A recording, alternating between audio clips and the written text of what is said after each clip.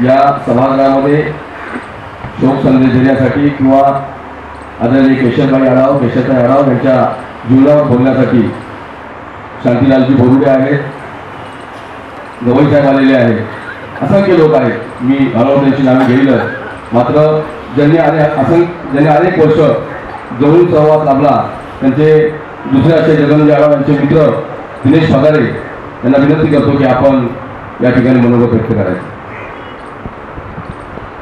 त्यांची इच्छा नाही बोलण्याची, कारण जसं धनसरेंचा कंठ गाठून आला तसंही त्यांना काहीतरी होण्याची शक्यता आहे, त्यामुळे ते तिथून सांगतात की मी बोलणार नाही. मी या सभागृहामधून नुकतेच या ठिकाणी आलेले शांतीलालजी बोरुडे ज्यांनी 30ला आज संविधानावरती कार्यक्रम घेतला आहे, संविधान जनजागृती अभियानचा, त्यांना विनंती करतो की आपण या सभागृहामध्ये येऊन या मंचावर येऊन शोक संदेश द्यावा.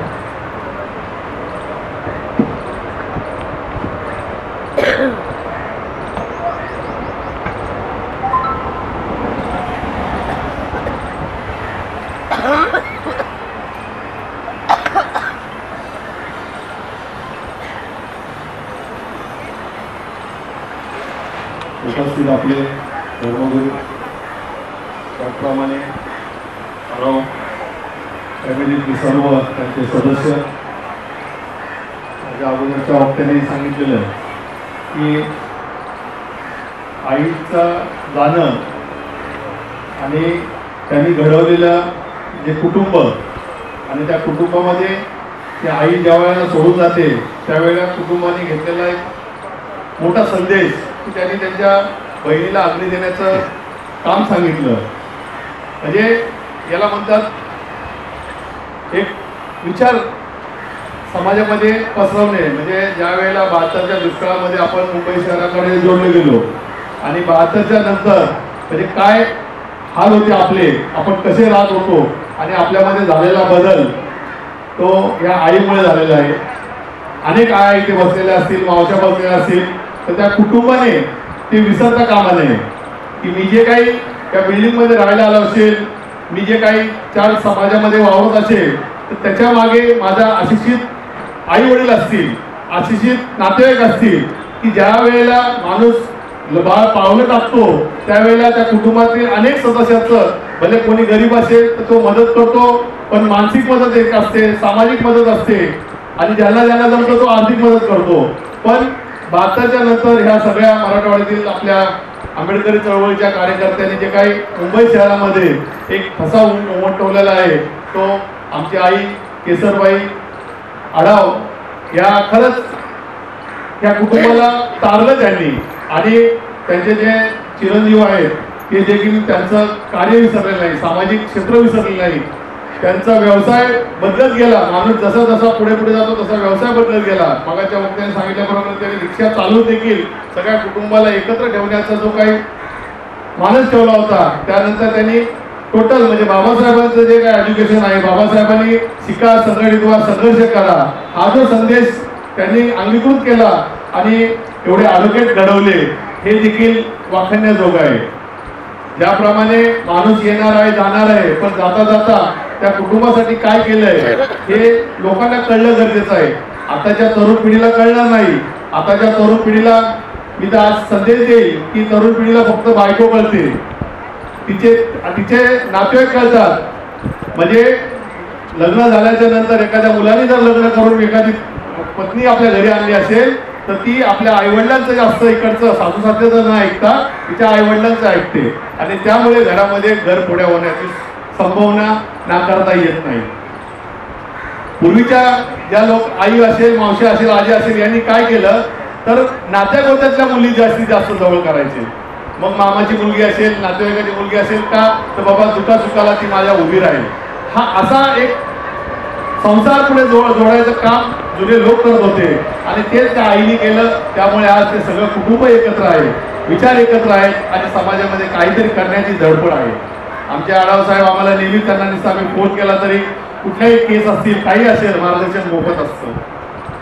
विशाल सर आहेत आमचे सामाजिक क्षेत्रामध्ये, गवई साहेब, इथे अनेक हिवाळे सर आहेत की ज्यांनी अनेक लोक इथे बसलेले आहेत, काष्णाची मुळे आहेत की अनेक लोकांनी ॲडव्होकेट मॅडम आहे आमच्या विद्या मॅडम या सगळ्यांनी काहीतरी बाबासाहेबांचा त्याग करण्याचा अंगीकृत केलेला आहे, मनामध्ये ठाम झालेला आहे की बाबासाहेब आंबेडकरची मुवमेंट, आंबेडकर साहेबांची चळवळ ही आपल्याला पुढे न्यायची आहे.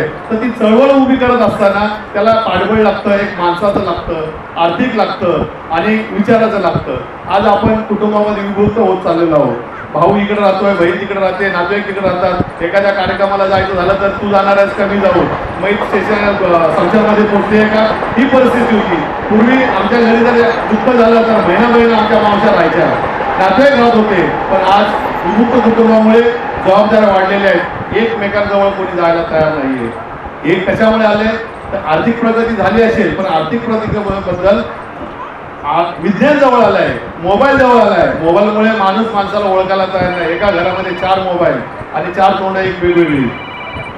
ही कुठेतरी परिस्थिती आपल्याला बदलावं लागेल. कारण काकासाहेब कंबाळकर ज्येष्ठ नेते आहेत, त्यांनी चळवळीमध्ये अनेक घडामोडी बघितलेल्या आहेत. परंतु ज्या पद्धतीने आपली चळवळ काका मोडण्याचा प्रयत्न RSS असेल, BJP असेल, हा आपल्या समाजाला पुढे करून, नेत्याला पुढे करून ती चळवळ मोडण्याचं काम, हे सगळं षडयंत्र या समाजामध्ये चाललेलं आहे. काही लोक ज्या तर ते का, तर आम्ही कालपर्यंत शिळ्या कुटक्यावर जगत होतो. आज चांगली परिस्थिती आलेली आहे. मग त्या परिस्थितीतून जर आम्ही चांगला समाज घडवला, अनेक लोकांना त्यांनी प्रेरणा दिली. आळासाहेब सगळ्यांना म्हणतात तुम्ही ॲडव्होकेट बना, माझ्याबरोबर या. त्यांची फॅमिली त्यांना गाईडलाईन करते. 1-1 तास लोकांसाठी वेळ घालवत आहेत आणि काही लोक ते काउन्सिलिंग करण्याचे पैसे घेतात. हा आपल्या समाजामधील बदल आहे. तरी खूप वेळ झालेला आहे. मला बोलण्याची संधी दिली म्हणजे साहेब, जे युवा क्रांती सभा समाजाचं एक संविधानाचं हातामध्ये घेतलेलं वर्क घेऊन पुढे चाललेले आहेत, त्यांचाही आम्ही या कार्यक्रमानिमित्त मी आईच्या शोक सभेला लेट उपस्थित झालो. कार्यक्रम अनेक होते कांदिवलीमध्ये देखील, आणि संध्याकाळी देखील आपल्याला त्या कार्यक्रमातील सगळ्यांना यायचं आहे की संविधान हे लोकांच्या घरापर्यंत पोहोचलं पाहिजे. फक्त आपल्याला संविधानात माहिती आहे, पण संविधानामध्ये जे काही सामाजिक आपले हक्क आहेत, आपल्याला जे काही अधिकार दिलेले आहेत, त्या अधिकारासंदर्भामध्ये बाबासाहेब आंबेडकरांच्या आम्ही सिनियरला जाऊन भेटलो दोघांना आम्ही, की आम्हाला संविधान कसं समाजापर्यंत न्यायचं आहे. कायदा बदलला आहे, 2024-23 मध्ये कायदा बदललेला आहे, कलमं बदललेली आहे, ती समाजापर्यंत कशी नेता येईल यासाठी आपण हा उपक्रम राबवतोय. विचार सर आहेत, ते जे आहेत, अनेक वक्ते येणार आहेत.